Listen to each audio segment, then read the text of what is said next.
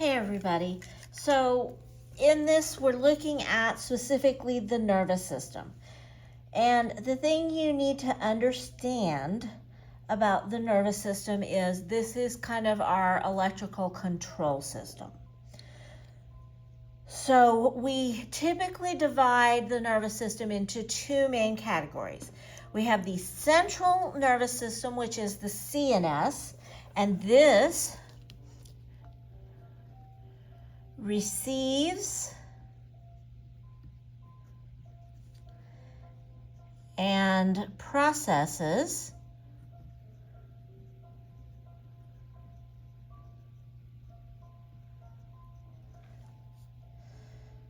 information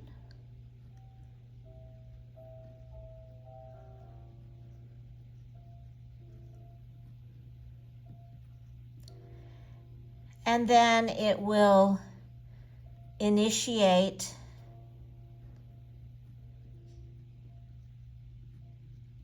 action.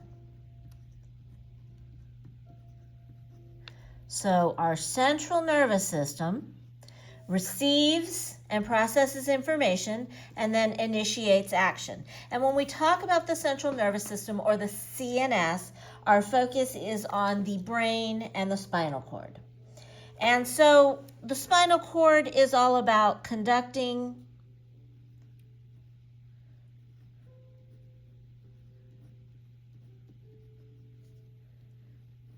information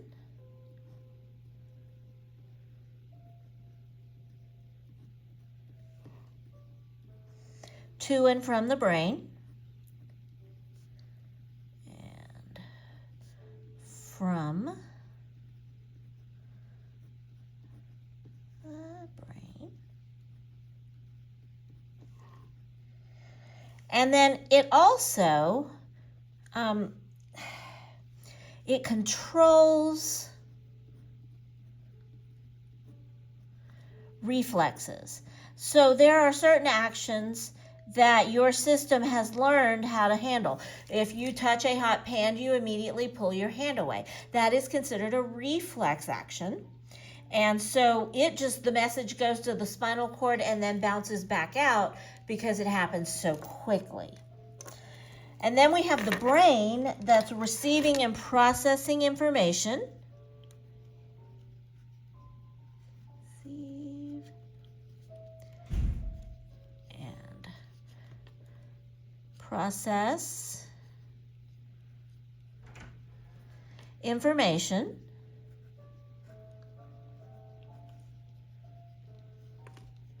And then it will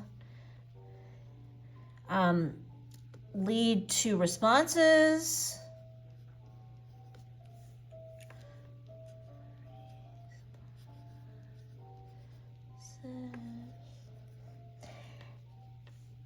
It will store information.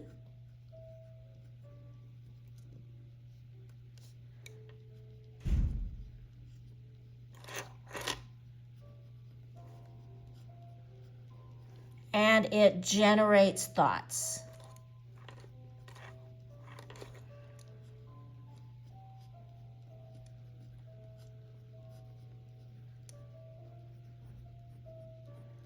So if you notice, the central nervous system really is about figuring out what's going to happen with the input that comes in.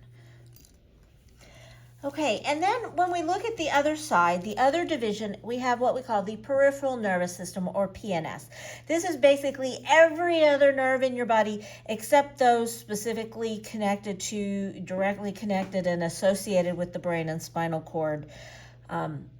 So most of the neurons in your body fall into the peripheral nervous system. So this is all about transmitting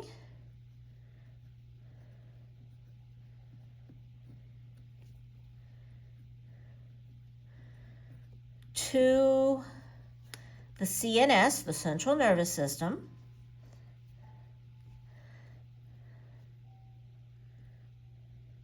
and from the CNS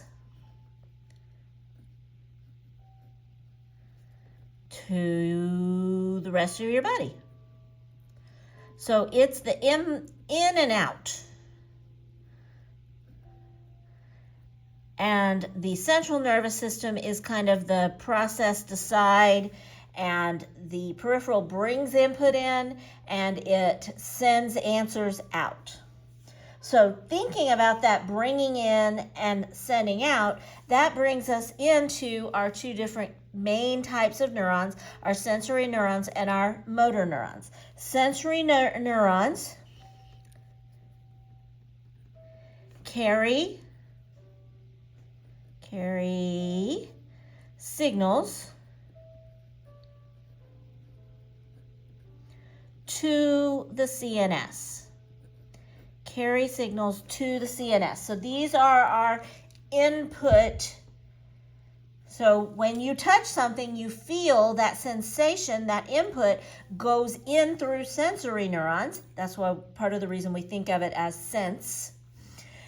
And then we carry signals from the CNS through motor neurons. Carry signals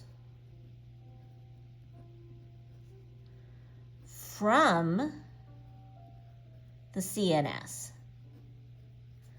So to the CNS is sensory, and from the CNS is motor neurons, because the idea is the motor neurons are making something happen.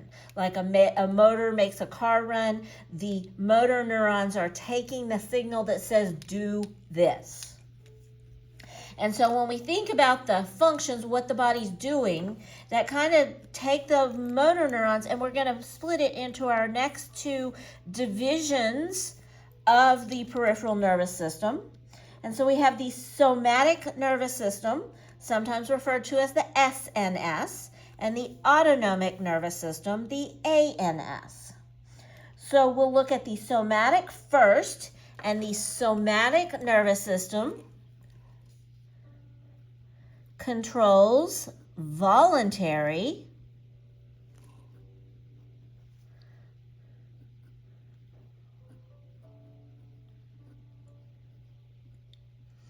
movements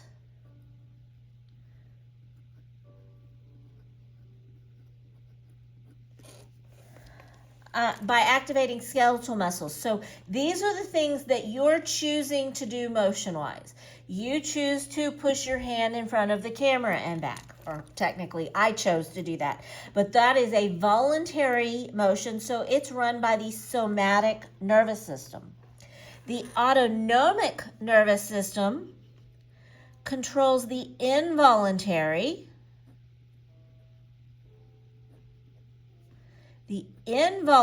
movements